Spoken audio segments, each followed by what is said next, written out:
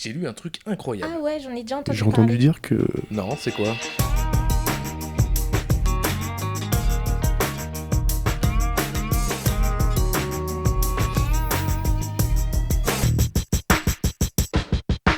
Mesdames, Messieurs, bonjour. Très heureux de vous retrouver ici en direct du Trocadéro pour cette émission Agribuzz. Effectivement, nous sommes au sein de l'événement Nuit Verte et j'ai le plaisir d'accueillir Hervé Morin. Bonjour. Bonjour.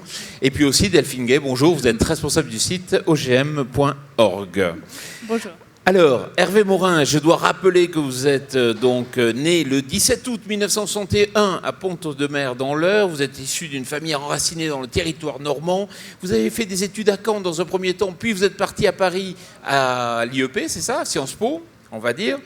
Vous avez été président du groupe UDF à l'Assemblée nationale, puis ministre de la Défense, on s'en souvient, sous la présidence de Nicolas Sarkozy. Vous êtes élu président du Nouveau Centre en 2008 et cofondateur de l'UDI.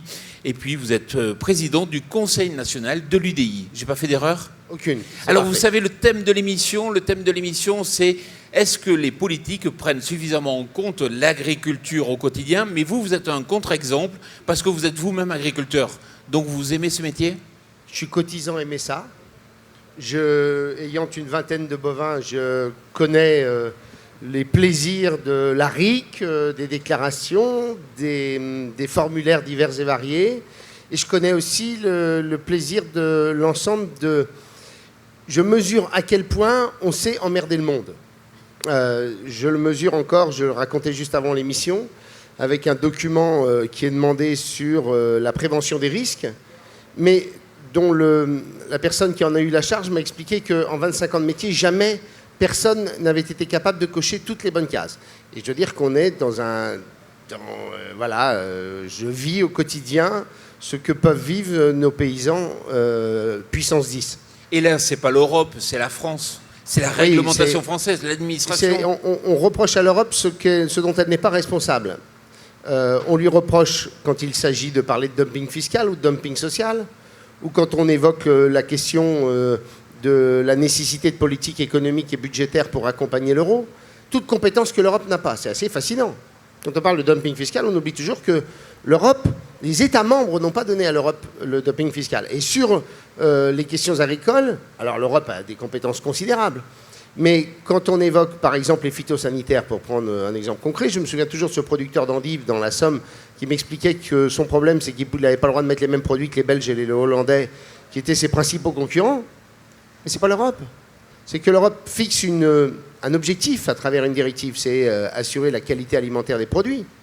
Mais en aucun cas, et le fait qu'ils ne soient pas toxiques pour les consommateurs, mais en aucun cas ne rentre dans... après, chaque État applique cette directive. Et en l'occurrence, l'administration française ou les politiques françaises, parce que derrière l'administration, normalement, il y a les politiques, nous en met toujours 3 louches de plus que les autres.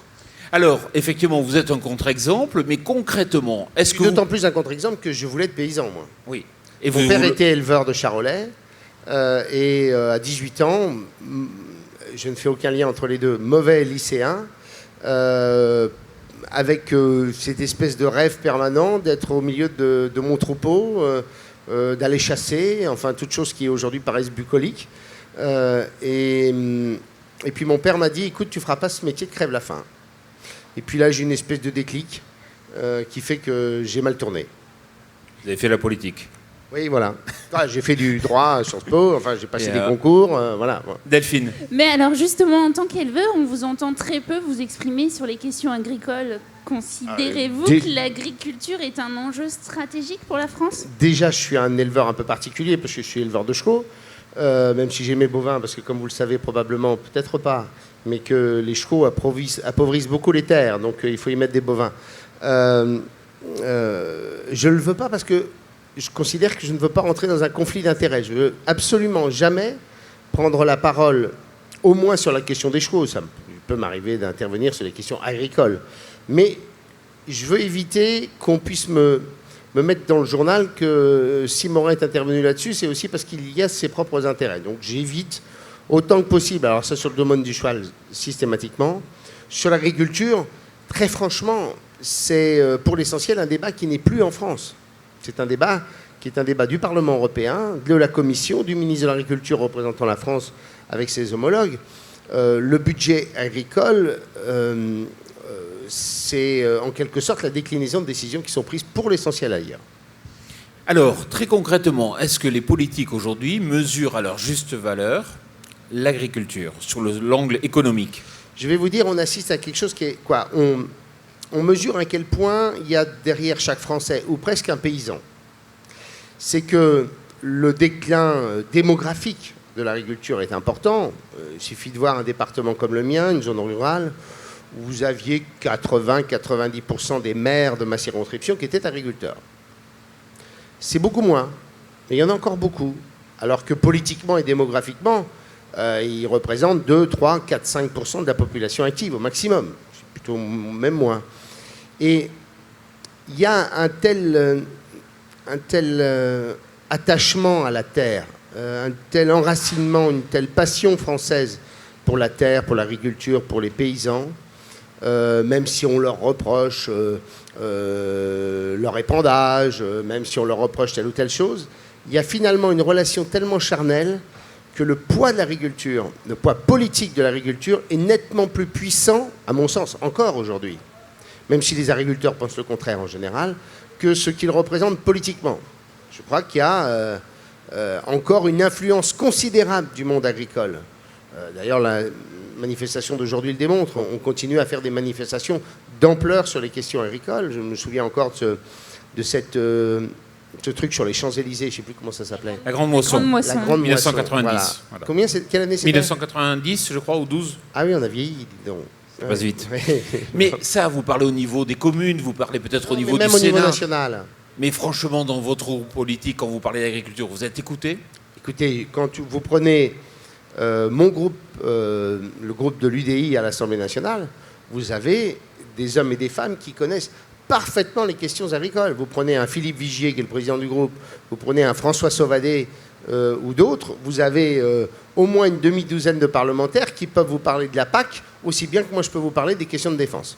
Alors, on a tourné un petit clip justement dans les allées de Nuit Verte pour savoir si le grand public estimait que les politiques tenaient suffisamment compte de l'agriculture. Image.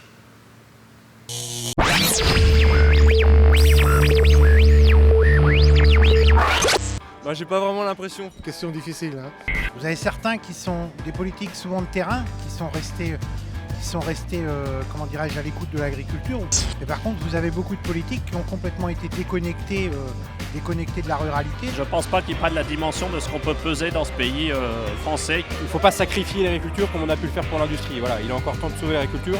C'est pour ça qu'on crée ce genre d'événement. L'agriculture est beaucoup fondée sur la subvention, etc. Et que finalement, ils n'aident pas les agriculteurs à avoir on va dire entre guillemets, une agriculture un peu intelligente et un petit peu où ils peuvent s'en sortir par eux-mêmes plutôt que par la béquille de l'État. Bah, lui, il a besoin peut-être d'un petit stage de quelques jours dans une exploitation agricole. Vous pensez... Mais alors, bon, il y avait des agriculteurs aussi. Globalement, ils estiment qu'ils ne sont pas suffisamment entendus. Vous connaissez un Français qui s'estime suffisamment entendu, vous? Suffisamment entendu par les politiques? Ouais, les politiques peut-être même. Vous entendez un Français vous dire que les politiques font leur boulot? Donc vous ne pouvez pas écarter, mais vous pouvez pas écarter du fait comme ça en disant... Vous avez sur l'agriculture à peu près le même refrain que sur tous les sujets et par tous les Français. Donc moi je pense qu'il y a quand même un vrai divorce aujourd'hui. Ils ont l'impression que le gouvernement en général va contre eux. Non mais quand vous avez Europe Écologie Les Verts, c'est évident que pour nos agriculteurs, ils ont le sentiment qu'ils ne sont pas entendus. C'est évident. Mais allez, je vais sortir de mon rôle d'opposition, mais j'ai le sentiment, même si en général la droite et le centre sont plus attentifs aux questions agricoles, parce qu'ils ont souvent d'ailleurs des territoires d'élection qui sont plus ruraux, honnêtement les grands partis de gouvernement sont plutôt assez attentifs sur les questions agricoles. Parce qu'on sait tous ce que représente la filière agroalimentaire en France. Il y a un véritable sujet sur lequel les agriculteurs se sentent seuls aujourd'hui, c'est l'innovation. Les agriculteurs ont en tête cette culture des politiques qui cultivent la peur de l'innovation, et on l'a vu dernièrement avec l'interdiction de la culture des OGM en France. Que pensez-vous de cette position et comment cette innovation pourrait reprendre pied au niveau des politiques? Je vais vous dire, ce qu'on vit pour l'agriculture, on le vit pour l'ensemble de l'économie française.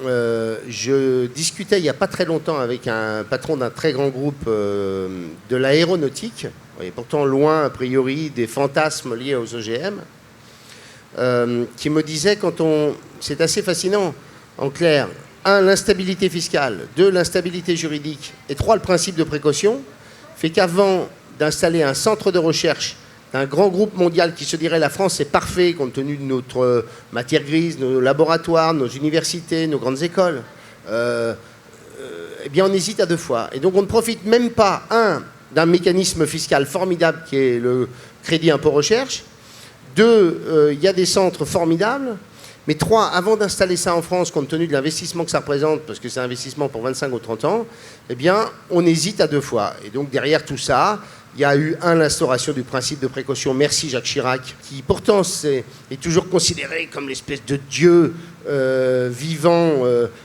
ayant défendu l'agriculture matin, midi et soir, mais il était pas mal non plus dans la démagogie. Il nous a supprimé le service national, une vraie connerie. Et deuxièmement, il nous a introduit le principe de précaution dans la Constitution. Et donc, vous dites pas une vraie connerie ? Qui, in fine, le principe de précaution en tant que tel, si ça n'est pas, comment dire, la mise en œuvre de l'inaction, en clair. C'est pas la décision de l'inaction. Le principe de précaution, c'est de dire, face à un sujet, est-ce que je prends toutes les précautions nécessaires en fonction de l'état de la connaissance de la science. Donc ça n'est pas d'interdire, par exemple, les recherches comme maintenant, malheureusement, on est quand même... C'est assez fascinant de constater que l'INRA n'a plus 1 mètre carré.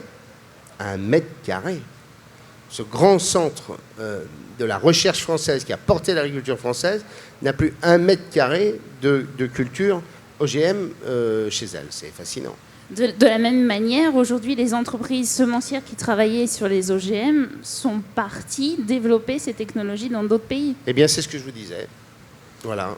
Donc aujourd'hui, et je vous conseille de lire un livre de Nicolas Bouzou, que vous connaissez peut-être, l'économiste, qui a pointé sur une 40aine de pages les conséquences de la mise en œuvre du principe de précaution en France. Justement, alors au Parlement, aujourd'hui, il va y avoir des discussions sur l'évolution de ce principe de précaution. On parle de principe d'innovation. Quel message allez-vous porter ? L'idée, c'est d'inscrire le principe d'innovation contre contrepoint. Je vais porter contrepoint. l'idée que la France ne peut pas se priver de... Mais c'est valable sur l'agriculture comme sur la santé, par exemple. Que la France ne peut pas se priver de permettre aux grands centres de recherche et aux laboratoires d'aller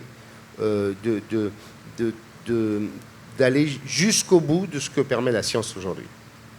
Voilà, Hervé Morin, merci beaucoup. Dan Fingay, merci beaucoup. On pourra en discuter pendant des heures, mais c'est fini pour cette émission tournée justement en direct depuis les jardins du Trocadéro dans le cadre de l'événement Nuit Verte. Très bonne journée.